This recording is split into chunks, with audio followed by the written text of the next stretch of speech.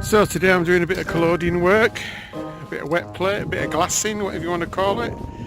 So I'm here with my ex-police camera.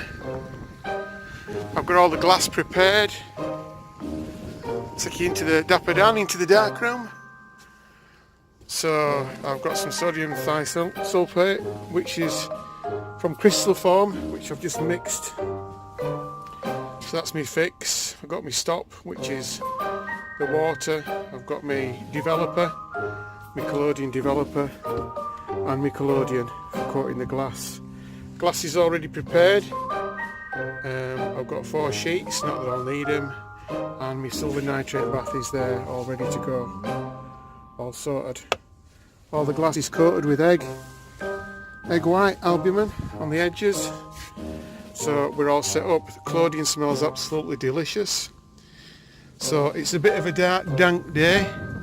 So I'm going to get the camera, get it set up over there, and try and capture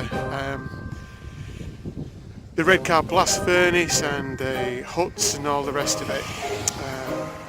So I will see you on the other side.